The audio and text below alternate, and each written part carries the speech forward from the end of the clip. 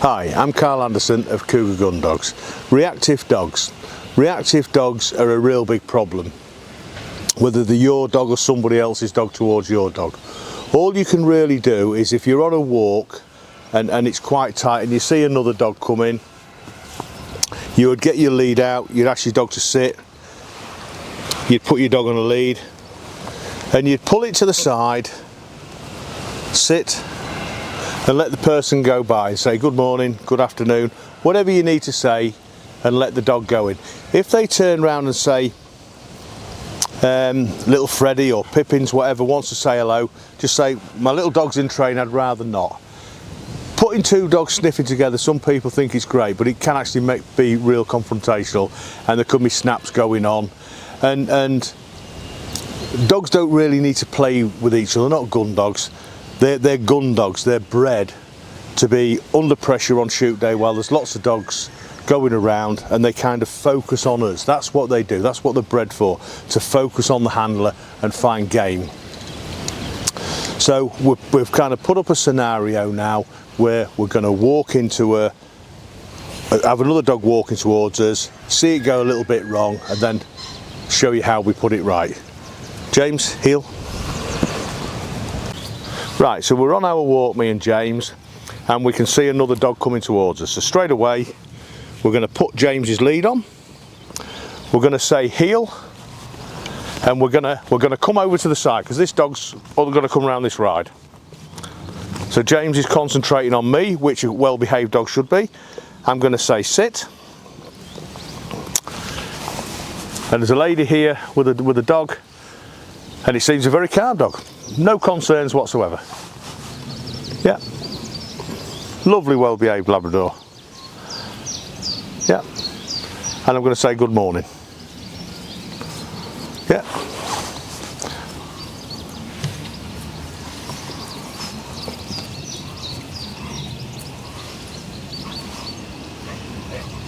Not a problem at all.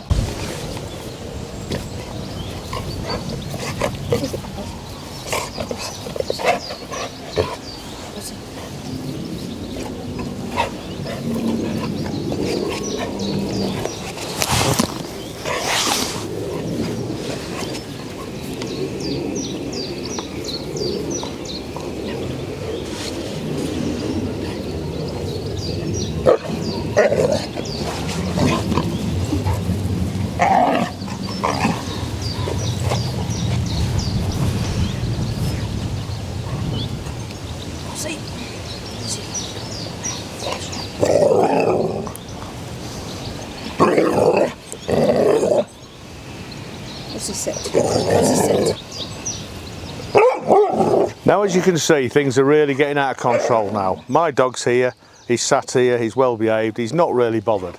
But if this was two reactive dogs together, we could have a real big problem now. Now, we're over exaggerating this for the camera, and we're leaving this little doggy. He's only 6 months old, so you've got to ask yourself the question, if he's like this at 6 months old, what's he going to be like when he's a little bit older? Will it get worse? Will it get better? Well, I know the answer to that. He'll get better because he's in for training. But we want to see the worst of it. And when you're out walking and you're walking your dogs, you can only be responsible for your dog. You cannot be responsible for other people. So my advice is to get out the way of them other people and enjoy your walk, and don't get in a confrontation. If someone's got the dogs off lead and they haven't got the respect to put them on a lead as you're walking past, pull your dog to the side, get out the way and get on with your day. And just there's no benefits in falling out. There's too much falling out in life as it is. You're responsible for your dog and switching it off. You know, now this little dog now, Karen's took a little bit of control and he's starting to calm down, because what she's doing, she's just keeping him in this area, walking him. She's not shouted at him, she's not screamed at him, she's not pulled on a lead at him, she's done nothing. She's just literally took control and she's walking him up and down. Come a bit closer, Karen. And again, James isn't going to do anything. He's not really bothered he's there. That's it. Sit. Right, so she's got him to sit, and the reaction is finished. And if we're all very calm, that's what can happen. If we get really excited and all start falling out, then the dogs will start falling out.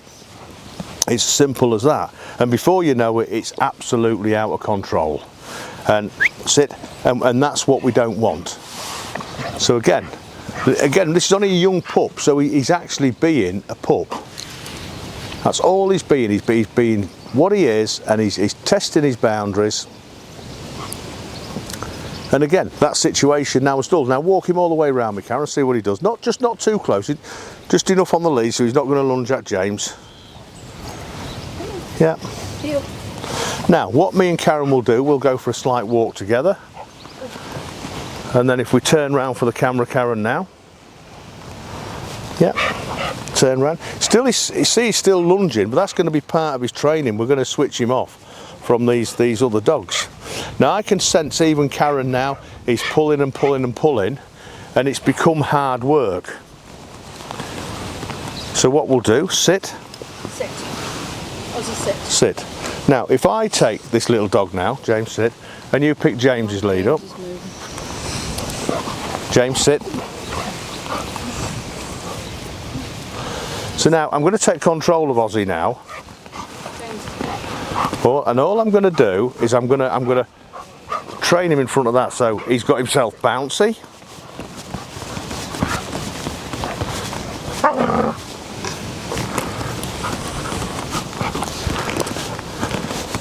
And we will do this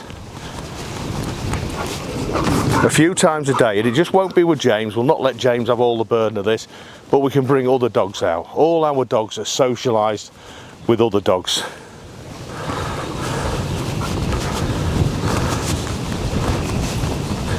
Now we're just ignoring James. James is just there, and we're getting this dog to heel, and every time he goes on it, we're going to just pull him away very, very gentle. Not going to be rough with him, not going to fall out with him. We're just purely taking control. Now this is okay, but you need dogs what are suitable for this. You know, it's no good me getting the Patterdales out and expecting the same thing to happen. You know, if little Aussie here now starts barking at the Patterdales, well, it'll upset them for the month, never mind the day.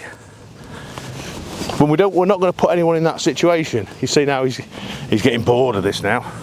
Sit. Sit. Now if I come down to his level and I give him a fuss when that other dog's there, now I become more interesting than that other dog. You know, but Big James will be looking, he said, well, that's not fair, that's not me. But again, I've taken away that problem. That's all I've done. So if you are on a walk and they start getting a bit boisterous, just come down to the level and fuss them. You know, and if they do bark at them, just say, come on you silly sausage, get out of the way, heel. And just take control of it. He's just all bouncy now. And that is a starting point for a reactive dog. And generally as a rule, Labradors, Spaniels, Cocker Spaniels, HPRs, they're not reactive dogs, they're gun dogs. They're actually bred to be in and around other dogs in a high pressured environment on the shoot. It's us as human beings try and change them away. They make fabulous pets if you train them right. Well, that's like that. But if you kind of just let them now run around, be wild, they will find their own way in life and they'll do their own things and they'll stress you out. So it's all about you taking control of a puppy. If you've rehomed a dog, you've got to learn it, you've got to understand it before you even take it out. You know, you don't want to be taking it out for a week, 10 days. You want to be in the garden, in and around you, fathoming it out, and then you can take it for a walk. I mean, if one of them did get off a lead, would it come back to you? Potentially yes, potentially no. It's like tossing a coin. So in any situation in life, the worst thing we could have done there is took this little Labrador and pulled him out of the scenario. Oh, I'm not going near there, and started panicking. We're better off going straight into the scenario and finding a solution to prevent it from happening again. So again now, Big James there, look, put the camera on that thing, Carly, look. You know, he's having his belly rubbed. This little Labrador here is saying, oh my God, well he's not really a threat, is he? You know, so all I've got to do now with this little dog, again, is walking past, and if I come down to his level, Ozzy, and bring him into me, I become more interesting. And whether that is now, that's another dog out there, a horse rider, sheep, cows, anything, get them on the lead, interact with them, and you shouldn't have a problem. There's always an exception to the rule, and if it perseveres and you've got a real big problem and it's getting more and more and more reactive, then there is help out there. You can go and seek help. Get someone who understands the breed of dog you've got, whether it's a spaniel, a Labrador, a pointer, any one of the other breeds. Get someone who understands that breed of gun dog, and they'll be able to help you and switch off. You haven't got to go through life living in fear that you've got a reactive dog. Have we, Mardy? Thanks for watching.